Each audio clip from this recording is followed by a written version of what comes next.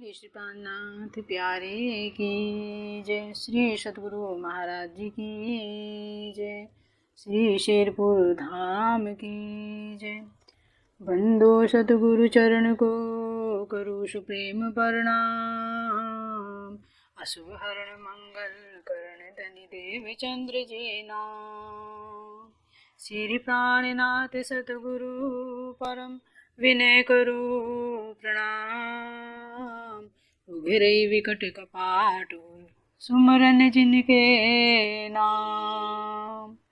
श्री राम रतन सतगुरु मेरे काटो सकल कलेश। चरणों में करो वंदना हृदय करो प्रवेश। श्री प्राणनाथ निज मूलपति सिर में है राज शुभ नाम।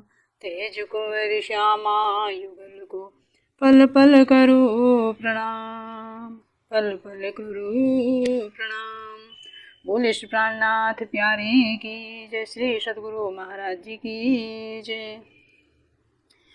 सतगुरु श्री रामतन जी महाराज की जय। धामधनी के लाडले व आत्म संबंधी प्यारे सुंदर साथ जी, आप सबके चरणों में मेरा कोटि कोटि प्रणाम। सुंदर साथ जी, सतगुरु श्री रामतन दास जी महाराज जी के 128वें प्रकाट्य महोत्सव की आप सब सुंदर साथ को हार्दिक शुभकामनाएं। और सतगुरु से मेरी यही हार्दिक प्रार्थना है कि जिस तरह से वे अपनी आत्म कल्याण की राह पर चले, उसी तरह से सतगुरु महाराज जी हम सब सुंदर साथ का मार्गदर्शन करें और हमें इस मार्ग पर चलने का बल प्रदान करें।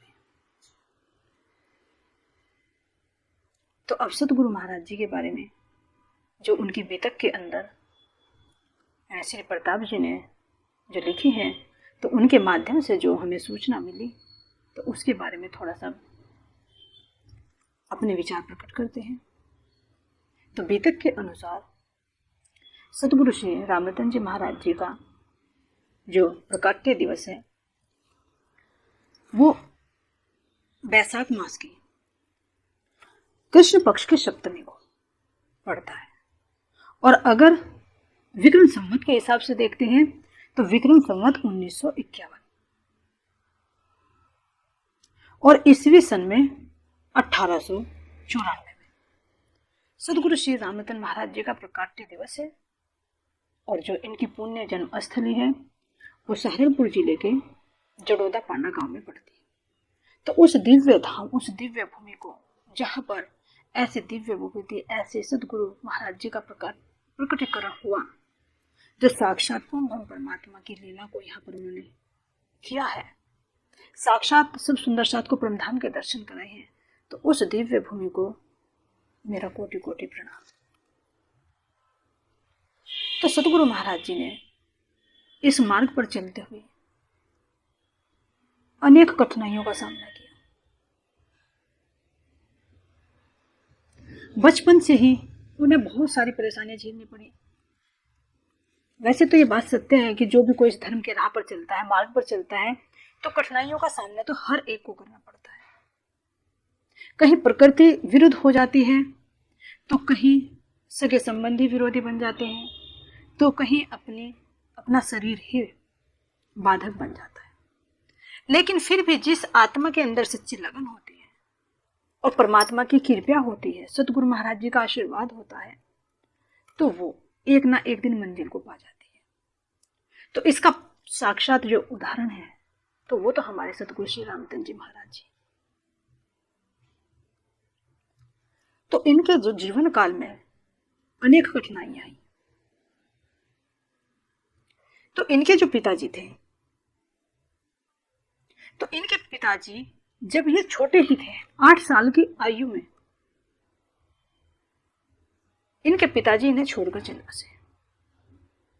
अब ये 2 भाई थे। जो छोटा भाई, उनका नाम बुद्धिदास जी है और इनका सतगुरु रामतन जी महाराज जी का नाम जंडूदत्त जी था, जो शरीर का लौकिक नाम। तो अब 2 भाइयों के ऊपर ही परिवार की सारी जिम्मेदारी आ गई। लेकिन फिर भी इन कठिनाइयों को सहन करते करते महाराज जी अपना जीवन यापन करते रहे। पढ़ाई लिखाई का भी कहीं मौका नहीं मिला। गांव में ही उन्होंने थोड़े 5वीं तक की पढ़ाई की, फिर थोड़े कुछ दिनों के लिए संस्कृत की विद्या ग्रहण की और कुछ दिन फिर पंडिताई का काम करना शुरू कर दिया। अब जैसे ही एक तो दुख पिता का साया सिर से उठ गया, फिर दूसरी जो आपत्ति आई, जो इनकी माता थी, जो माता जी का नाम मगन देवी था और पिताजी का नाम छज्जूदास। ऐसे दिव्य माता पिता के श्री चरणों में मेरा कोटि कोटि प्रणाम। तो जब सतगुरु महाराज जी की आयु केवल 13 वर्ष की थी, तो जो माता मगन देवी थी, तो उन्होंने भी अपना शरीर छोड़ दिया। तो उसका कारण क्या बना? उस समय महामारी की बीमारी फैल गई थी, प्लेग की बीमारी महामारी के रूप में फैल गई। जैसे कि अभी कोरोना के समय महामारी फैली है, तो उस समय भी ये महामारी आई, प्लेग की बीमारी आई। किसी किसी के घर में तो 2-2 मौत हो रही है, किसी को एक अर्थी पर कई लाशें जा रही हैं, किसी को तो मुखाग्नि प्राप्ति हुई, किसी को नहीं भी हुई है। तो ऐसी हालत में माता मगन देवी जी ने भी अपना शरीर छोड़ दिया। अब दोनों भाई बचे, बुद्धिदास जी और महाराज जी। फिर जो इनका पालन पोषण किया, करते तो काम ये भी, लेकिन जो अधिकतर एक जिम्मेदारी होती है बड़े की, तो वो बड़े की जिम्मेदारी इनके ताऊजी ने और इनकी बुआ जी ने संभाली। तो इनके बुआ जी बहुत ही कोमल हृदय की थी, इनका बहुत अच्छी तरह से ध्यान रखती थी। कुछ अपने पास से भी, इनके धन से भी सहायता करती थी। कभी इनके पास रहती, कभी अपने घर वापस इनको लेकर चली जाती, वहां अपने पास रखती। लेकिन जो ताऊजी थे, वे ताऊजी इनको नहीं चाहते थे। वे चाहते थे कि कैसा भी इनका जो परिवार है वो खत्म हो जाए, यानी उनके जो घर में जो चिराग है ये भी ना रहे, तो सारी संपत्ति मेरी हो जाएगी। और अधिकतर ये परिवारों में होता है, धन के लोभ लालच में लौकिक संबंध भी दांव पर लग जाते हैं। लेकिन फिर भी जिसका रखवाली मालिक होता है, उसका कोई कुछ नहीं बिगाड़ सकता। तो सतगुरु महाराज जी ने जैसे तैसे करके अपना जीवन यापन किया। अब इनकी शादी भी जल्दी कर दी गई। मात्र 15 वर्ष की उम्र में इन दोनों भाइयों की शादी एक ही साथ में कर दी गई। फिर कुछ दिन शादी में रहे, पत्नी घर पर आई, लेकिन इनका मन नहीं लगा। वही घटना, वही ऐसी स्थिति बनी जैसे धनी देवचंद जी महाराज जी के साथ में, कि पत्नी घर में आ गई है, लेकिन फिर भी उनका मन गृहस्थी में नहीं लगा। उनको क्या समझने लगे, वे एक बोझ समझने लगे और पूजा पाठ में लग गए। तो यहां से इन्होंने रामायण का पाठ करना शुरू कर दिया। तो अब यहां जब इनका मन नहीं लगा, लेकिन फिर भी इनके एक कन्या ने जन्म लिया, और जब कन्या ने जन्म लिया वो 1 साल की हो गई, तो तब तो महाराज जी को और बंधन लगा।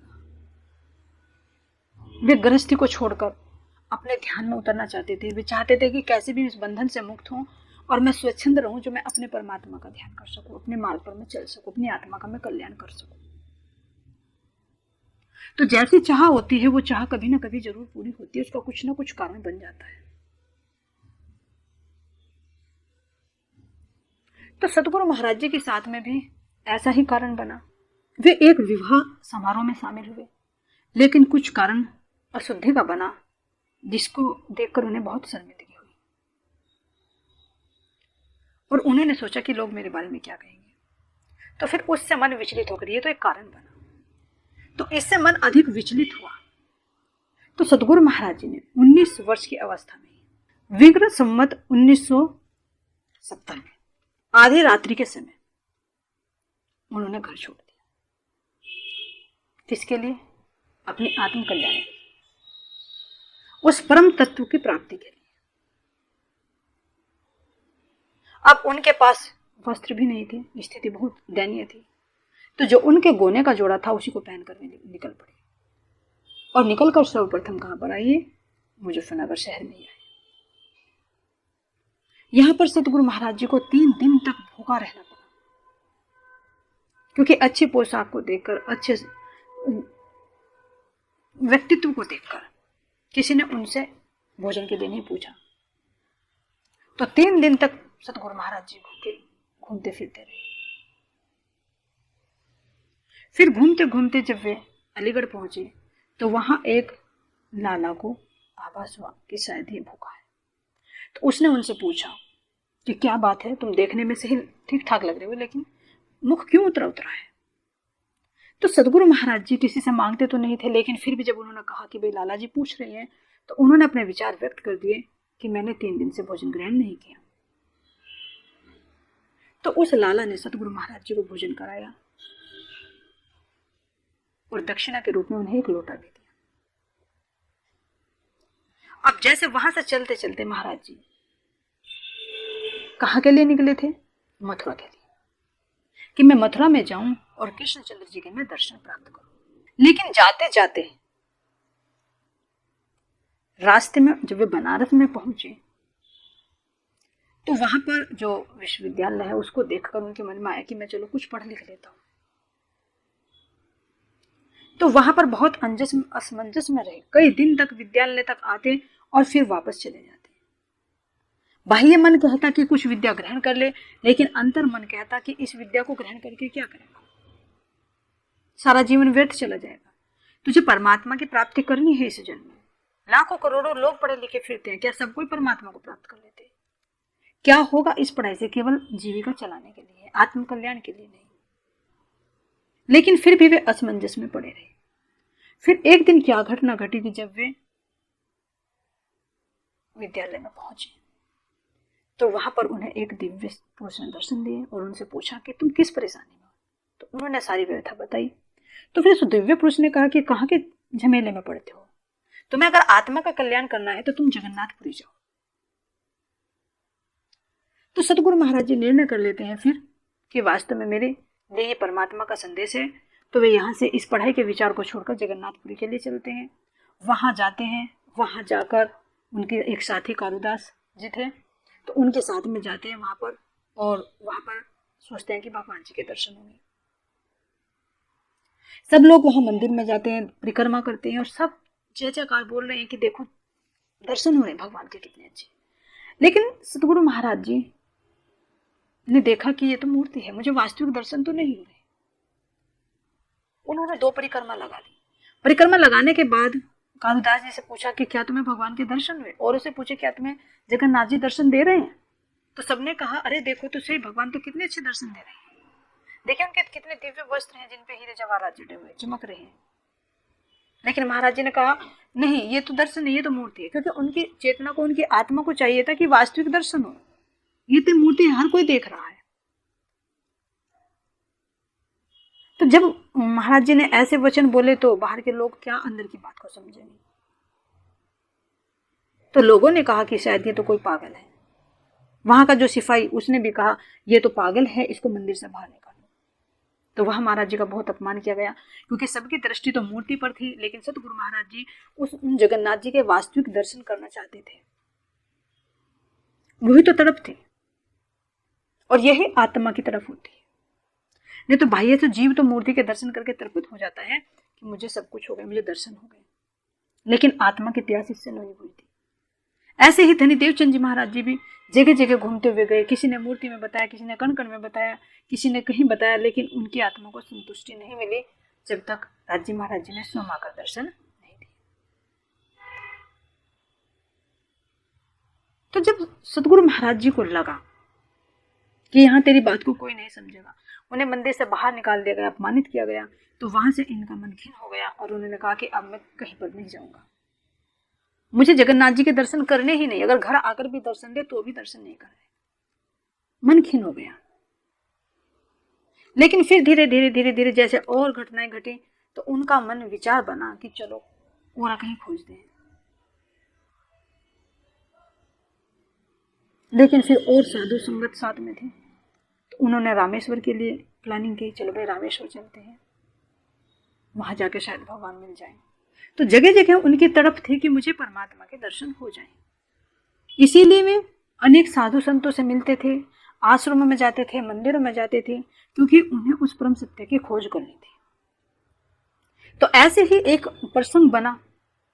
तुंगभद्रा नदी के किनारे मतंग ऋषि का आश्रम था। तो वहां लोग जाने की हिम्मत नहीं करते थे, क्योंकि वो एक बहुत ऊंची पहाड़ी पर था। लेकिन महाराज जी की तो बहुत इच्छा है कि मुझे तो दर्शन करने। तो जो और साथी थे, उन्होंने महाराज जी पर व्यंग किया कि हाँ बाबा जी, आप तो जरूर जाओगे, आप में तो दम दिखता है। क्यों? क्योंकि महाराज जी का शरीर बहुत कमजोर हो चुका था। वे तीर्थ यात्रा करते रहते थे, चलते रहते थे, और फिर उन्होंने अलग अलग वे नियम भी लेते थे। कभी 8 दिन में भोजन करते थे, फिर 8 दिन में फलाहार करने लगे, और ध्यान में भी काफी समय देते थे। तो शरीर दुबला पतला हो चुका था। तो उन्होंने व्यंग किया कि बाबा जी, आप लगता है आप तो जरूर जाओगे, इतनी ऊंची चढ़ाई करोगे। लेकिन सतगुरु महाराज जी जो निर्णय कर लेते थे तो उसको पूर्ण करते थे। तो वे अकेले ही उन विकट घने जंगल से गुजरते, और वहां पर बेल लताएं इतनी घनी थी, और जंगली जानवर, उनके बीच में बहुत महाराज जी को कठिनाइयों का सामना करना पड़ा। लेकिन फिर भी जहां चाहा वहां रहा होती। आखिरकार सतगुरु महाराज जी उस पहाड़ी की चोटी पर पहुंच गए, और वहां जाकर क्या देखते हैं कि बहुत एक सुंदर 3 खंडों वाला सुंदर आश्रम बना हुआ है। वहां बहुत साफ सफाई। लेकिन जब उसके अंदर पहुंचे तो वहां उन्हें कोई दिखाई नहीं दिया। कुछ समय तक वहां इंतजार किया कि शायद कोई होगा तो आएंगे, लेकिन कोई नहीं मिला। तो फिर सतगुरु महाराज जी ने सोचा कि शायद मैं इस योग्य नहीं हूं कि मैं मतंग ऋषि जी का दर्शन पा सकूं। फिर जैसे ही वे वहां से चलने लगे, क्योंकि सूर्यास्त का समय था, वहां जंगली जानवर भी आते थे, तो महाराज जी को तो वापस लौट कर आना था। जैसे ही चले तो एक उन्हें आहट सुनाई दी। तो सोचा कि शायद मतंग ऋषि जी कहीं इधर उधर वन में गए होंगे, वे आ गए। लेकिन जैसे ही वे फिर उस आश्रम में पहुंचे, उसको महाराज जी की जो मतंग ऋषि जो कोठी बनी हुई थी उसमें पहुंचे, तो वहां पर फिर भी कोई नजर नहीं आया। तो महाराज जी को ये बात अंदर में कौंध गई। उन्हें लगा कि अरे मेरे अंदर कहीं त्रुटि है। जब ये देखे मुझे ऋषि जी के आश्रम नहीं हो रहे हैं, मैं उनके दर्शनों के योग्य ही नहीं हूं, तो मैं परमात्मा के दर्शनों की कामना कर रहा हूं, तो मुझे कितना प्रयत्न करना पड़ेगा। तो इस तरह से हर घटना के माध्यम से महाराज जी अपने अंदर झांकते थे, अपने अंदर देखते थे कि कहां मेरे अंदर कुछ कमी है। यही आत्मा की पहचान होती है कि वो दूसरे के विकार न देख के अपने आप को देखते। यही प्रसंग महामती ऋषि प्राणनाथ जी पर भी लागू होता है। जब बिहारी जी उनको बार बार परेशान करते थे, तो फिर भी कहते थे कि नहीं, मेरा गुरु पुत्र है। कोई विचार भी आए तो कहते थे मैं नहीं, मेरा मन का विकार है। तो यही भाव सतगुरु रामरतन महाराज जी के थे। तो उन्होंने वहां से वे निराश होकर फिर वापस लौटकर आ जाते हैं, और हर जगह वे अपनी कमियां ढूंढते हैं, क्योंकि उन्हें यह था कि अगर अंदर मेरे चित्त में कहीं पर भी कोई कालिमा है, कहीं सांसारिक विचारों की वृत्ति है, तो वो वृत्ति ही परमात्मा के मार्ग में बाधक बनती है। तो इसीलिए सतगुरु महाराज जी ने कई जगह बीतक में आता है, कई जगह उन्होंने अपने साधु की जो संगति उसको भी छोड़ा। उनका महाराज जी का विचार था, और सत्य भी है, कि जब साधना करते हैं तो उनके साथ में कोई अगर सांसारिक संबंध जुड़ता है तो वो एक बाधक बनते हैं। तो इसलिए महाराज जी एकांत में रहना पसंद करते थे, और अपने मन की वृत्ति को भी देखते थे कि कहीं मेरे अंदर वो बीज रूप में कोई कामना तो नहीं है। जैसे एक बार की घटना होती है कि जब महाराज जी सतगुरु महाराज जी ध्यान में बैठे रात को, तो उन्हें कहीं पर भजन कीर्तन की आवाज सुनाई दी। तो महाराज जी ध्यान में से उठकर भजन कीर्तन के लिए चले, लेकिन जब वहां चले तो उनको वहां मार पिटाई के अलावा कुछ नहीं मिला। तो उन्हें लगा अरे बिना बुलाए गया, और फिर ये क्या लगा उन्हें कि जब महाराज जी कह रहे कि जब बिना बुलाए जाएंगे तो उनका तो स्वागत ऐसे ही होगा। लेकिन अंदर में उनको क्या लगा कि मेरे अंदर की चित्त वृत्ति है जो मेरी ध्यान अवस्था में, मेरे ध्यान में भंग कर रही है, मुझे जो बाहर की तरफ को खींच रही है। तो इस तरह से बहुत बहुत बारीकी से महाराज जी अपने अंदर छानबीन करते थे, अपना आत्मनिरीक्षण करते थे, और आगे आगे बढ़ते जाते थे। तो यही तो उनकी तत्परता थी। इसीलिए अंदर में जो तत्परता थी उस सत्य को प्राप्त करने के लिए, तो वो अंदर से ही प्रेरणा मिलती रहती थी। क्योंकि जब किसी के अंदर बहुत लगन होती है, उसको बहुत तल्लीनता से वो खोजता है, तो अंदर में ज्ञान पूर्णात पूर्ण है, तो वो अंदर से प्रेरणा मिलती है। और किससे? सतगुरु जी महाराज जी, परमात्मा की कृपा से। तो यही महाराज जी के साथ होता था, उन्हें अंदर से प्रेरणा मिलती रहती थी। तो इस तरह से पग पग पर वे यात्रा करते रहते और अपने आप को निरखते रहते कि मैं किस राह पर चल रहा हूं, मेरे अंदर कौन कौन सी कमी है। तो इस तरह से महाराज जी ने अपने आप को बहुत कसौटियों पर कसा। तो ऐसे घूमते घूमते महाराज जी अनेक जगह गए, और आखिर में जब जीव का कष्ट, उसकी कसनी पूरी हो जाती है, तो एक दिन कसने का फल भी मिलने का समय आता है। रात्रि के बाद दिन भी जरूर आता है। तो ऐसा ही कारण बना कि सतगुरु महाराज जी और द्वारिका से सूरत होते हुए कहाँ जाते हैं? सोनगिरी में पहुंचते हैं। और वहां जाकर वे एक मंदिर में ठहरते। वो राम मंदिर था जिसमें सतगुरु महाराज जी ठहरे। फिर वहां के लोगों से जैसे बातचीत की, तो वहां के लोगों ने एक महात्मा जी के बारे में बताया कि भाई वो बहुत महान है। तो महाराज जी वहां पर जाते हैं, उनसे मिलते जुलते हैं, और मंदिर में ही रहकर महाराज जी अपने ध्यान साधना करते। तो यहाँ पर महाराज जी इतनी गहन अवस्था में पहुंच जाते थे कि 8-8 घंटे दिन में ध्यान करते। तो ध्यान करते करते कभी इतनी गहन अवस्था में पहुंच जाते कि उनके शरीर की भी सुधि नहीं रहती, तो शरीर भी लुढ़क जाता था। उंगलियां भी ऐसे हो जाती थी कि जैसे मुड़ गई हो, आंखें भी गहराई में चली गई, पेट और पीठ भी मिलकर एक हो गया। क्योंकि नियम बना रखा था कि 8वें दिन फलाहार लेना है और फिर ध्यान तक इतना करना है। तो एक दिन ऐसा ही कानून बना, कहां पर? सोनगिरी जी में, कि सतगुरु महाराज जी बहुत गहन अवस्था में चले गए। और जब ध्यान अवस्था में चले गए तो शरीर की सुधि नहीं रही, शरीर लुढ़क गया। तो जो आसपास के लोग थे, जो मंदिर में आने जाने वाले थे, मंदिर में रहने वाले साधु थे, तो उनको लगा कि भाई ये जो साधु हैं, इसका तो शरीर छूट गया है, देहांत हो गया है। तो चारों तरफ शोर मच गया। अब कोई अपना तो नहीं था, तो सबने सलाह की चलो भैया इनका जो है भाई दाह संस्कार कर देते हैं। तो सब लोगों ने मिलकर पैसे इकट्ठे किए, कुछ ने लकड़ियां इकट्ठी की और मुखाग्नि का व्यवस्था कर ली। लेकिन तभी उसी समय गुरु नारायण दास जी वहां पर आए और उन्होंने देखा, अरे कौन कह रहा है कि इन्होंने शरीर छोड़ दिया, ये तो समाधि के गहन अवस्था में पहुंचे हुए हैं। फिर उन्होंने क्या किया? गंगा जल, जो गुलाब जल है, गुलाब जल के अंदर कुछ मिलाया और मिलाकर महाराज जी के मुख पर छींटे दिए। तो महाराज जी की चेतना वापस आई। तो जब उन्होंने देखा कि मैं इतनी गहन अवस्था में चला गया था, तो मुझे उससे निकालने वाले कौन ये दिव्य पुरुष है, तो महाराज जी की श्रद्धा उनके प्रति जग गई।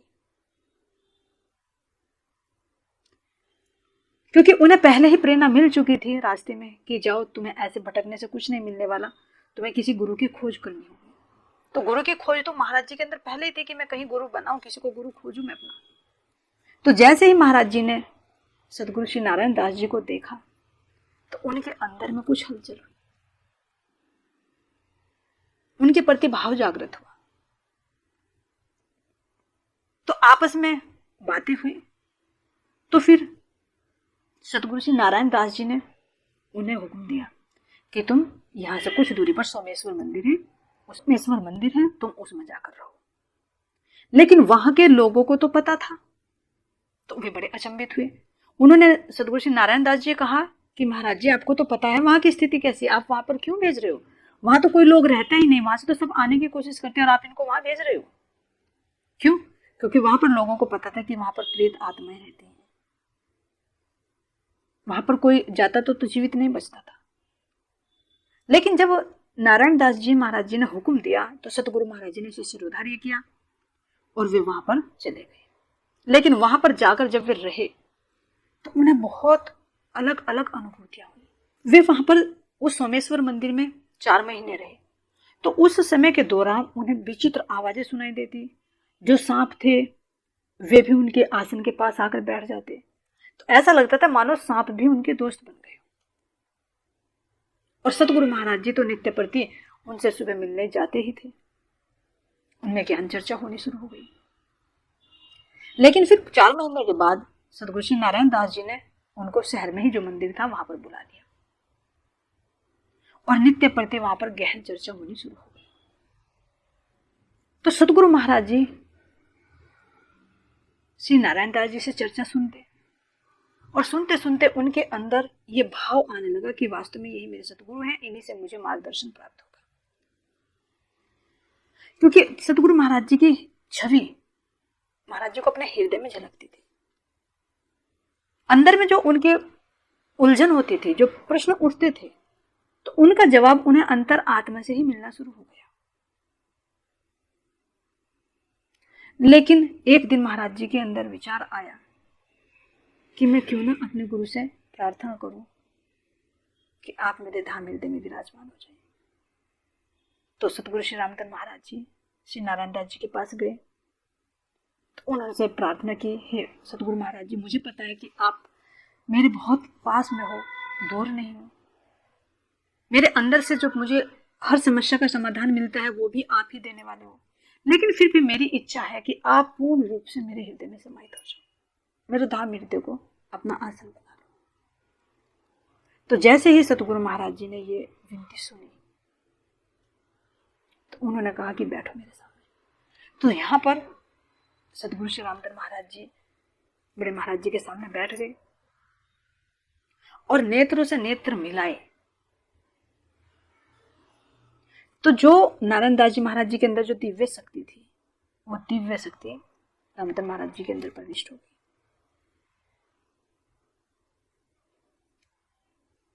उसी समय महाराज जी ने उनको तारतम मंत्र भी प्रदान किया।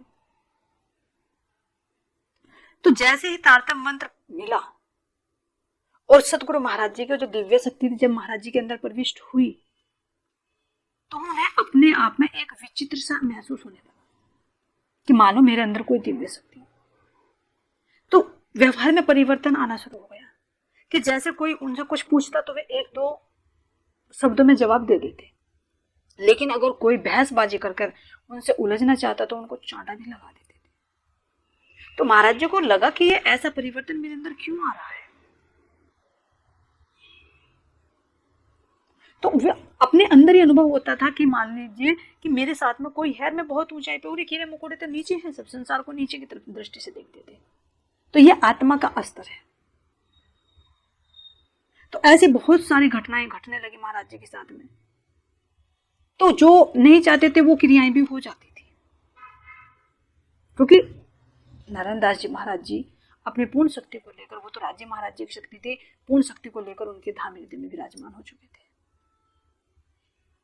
और सतगुरु श्री रामचंद्र महाराज जी भी अपने सतगुरु पर पूर्ण समर्पित है। तो ऐसे ही एक घटना घटी, क्योंकि सतगुरु नारायण दास जी महाराज जी ने तो सतगुरु महाराज जी को कह दिया था कि मैं तुम्हारे हृदय में विराजमान हो गया हूं, तुम्हें तारतम मंत्र दे दिया है, अब तुम्हारी जहां भी इच्छा है तुम विचरण कर सकते हो। तो ये पहला निर्देश था महाराज जी का। तो ऐसे ही घूमते घूमते किसी गांव में एक विधवा का प्रसंग आता है कि एक विधवा स्त्री और उनका जो एक जवान बेटा था उसको सांप ने डस लिया और वो तो मर गया। लेकिन जैसे ही महाराज जी वहां पहुंचे, वो बुढ़िया माई थी, तो वो सतगुरु महाराज जी पर पूर्ण विश्वास करती थी। तो महाराज जी के चरण पकड़े कि महाराज जी मेरे बेटे को आपको जीवित करना ही होगा। तो जब महाराज जी वहां पर गए, उन्होंने कहा कि देखो जीवित तो मैं नहीं कर सकता, लेकिन फिर भी सतगुरु महाराज जी सब अच्छा करेंगे। तो उन्होंने निर्देश दिया कि तुम इस बालक को, इस बच्चे को प्रातः सूर्य निकलने तक कुछ मत करना, झुका तो रहने देना। जब सूर्य उदय हो तो तब तुम इसको अजल मजल मत करना, दाह संस्कार मत करना, और सतगुरु महाराज जी पर श्रद्धा रखना, सब ठीक होगा। तो पूरी रात बीत गई। जब दिन निकला तो सबको तो महाराज जी पर विश्वास नहीं था। तो सब लोग कहने लगे चलो भाई इसकी तैयारी करो। लेकिन उनकी माता को जो बालक मरा था उनकी माता को तो पूर्ण विश्वास था महाराज जी पर, तो उसने किसी को हाथ नहीं लगाने दिया कि मुझे पता है मेरे महाराज जी ठीक करेंगे। लेकिन जैसे ही सूर्य उदय हुआ तो कुछ समय के बाद ही देखते हैं तो वो बच्चा तो जीवित हो गया। तो सब लोगों को बड़ा अचंभा हुआ, कई गांव में शोर मच गया, वो महाराज जी की खोज शुरू हुई, लेकिन महाराज जी तो वहां से पहले निकल गए। तो जब ये बात चारों तरफ फैल गई तो फैलते फैलते ये बात बड़े महाराज जी के पास, नारायणदास जी के पास भी गई। तो उन्हें पता लगा कि ऐसे ऐसे घटना हुई है। तो उन्होंने तभी महाराज जी को, रामतन महाराज जी को बुलाया और बुलाकर कहा कि क्या तू इतना बड़ा हो गया कि मुर्दों को जीवित करने लगा, प्रकृति के नियम में बाधा डालने लगा। क्योंकि महाराज जी तो क्रोधित अवस्था में थे। तो जब महाराज जी वहां पहुंचे, उनकी नारायणदास जी की बातें सुनी तो उन्हें लगा कि मैंने ये उचित नहीं किया। और करने वाले भी कौन थे? उन्हें तो ये था कि मैंने थोड़ी किया, महाराज जी ने किया। लेकिन फिर भी सब सतगुरु महाराज जी ने कहा, उनको डांटा कि अब बताइए, तूने इस नियम के विरुद्ध कार्य किया है, तो अब जो यमराज इसके जीव को लेकर जाएगा तो उसकी जगह कौन जाएगा? तो महाराज जी ने भी बेझिझक कह दिया कि मैं जाऊंगा उनकी जगह। तो सतगुरु नारायण दास जी ने कहा कि चलो तो ठीक है, तुम लेट जाओ, नहा धोकर आओ, तैयार होकर लेट जाओ। तो महाराज जी भी गुरु की आज्ञा का पालन करते रहे,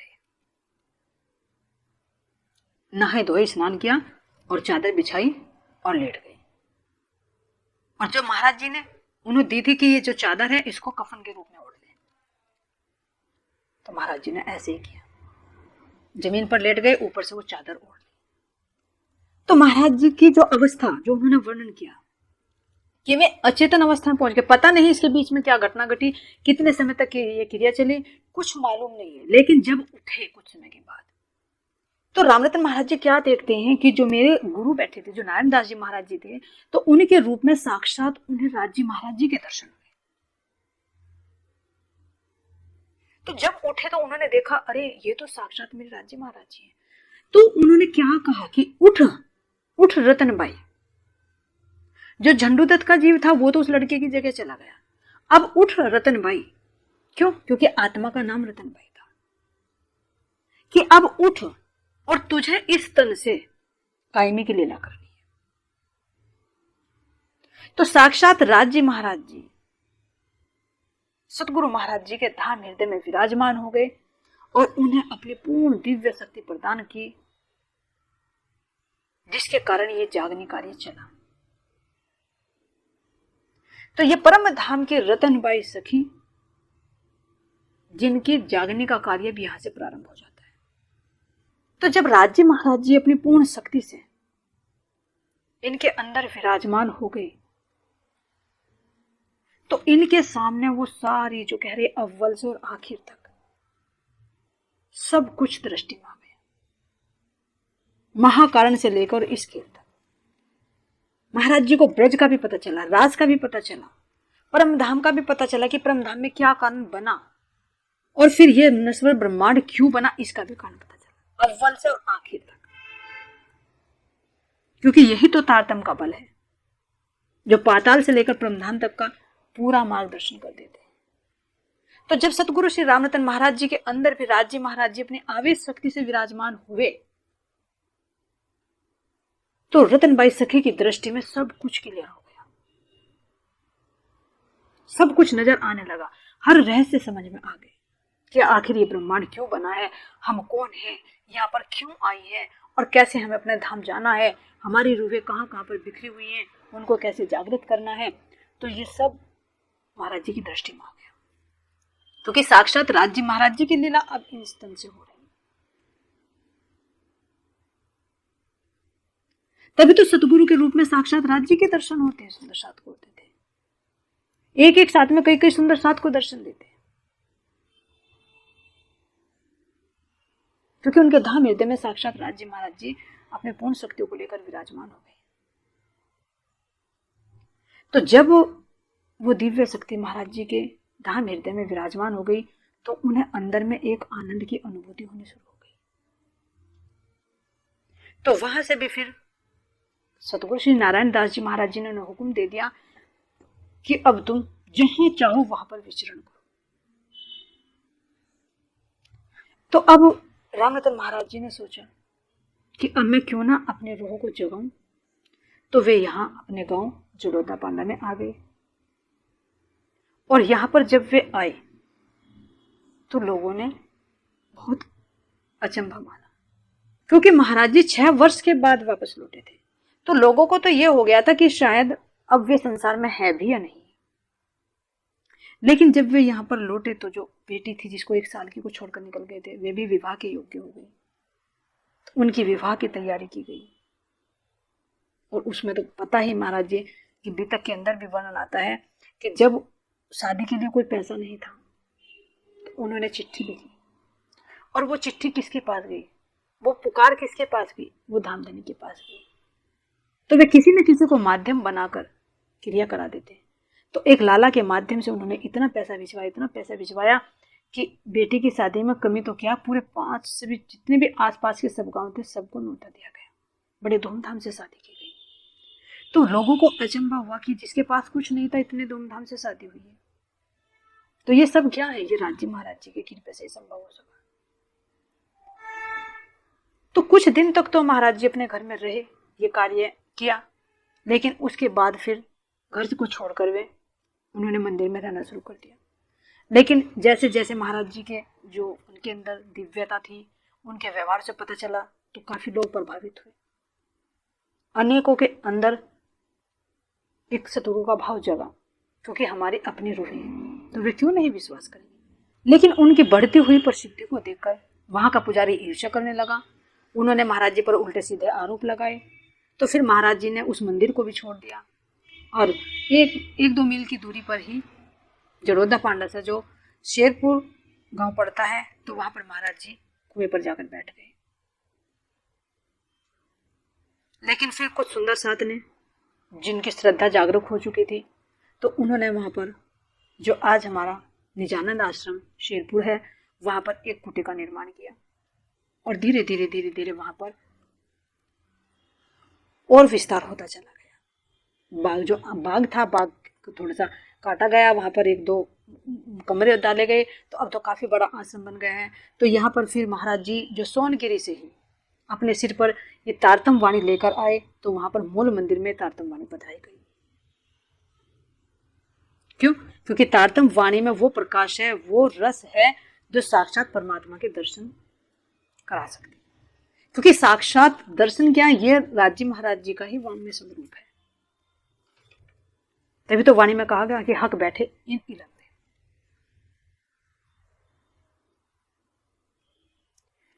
तो इन तारतम वाणी को महाराज जी अपने सिर पर धारण करके लाए और यहाँ शेरपुर धाम के अंदर पधराई।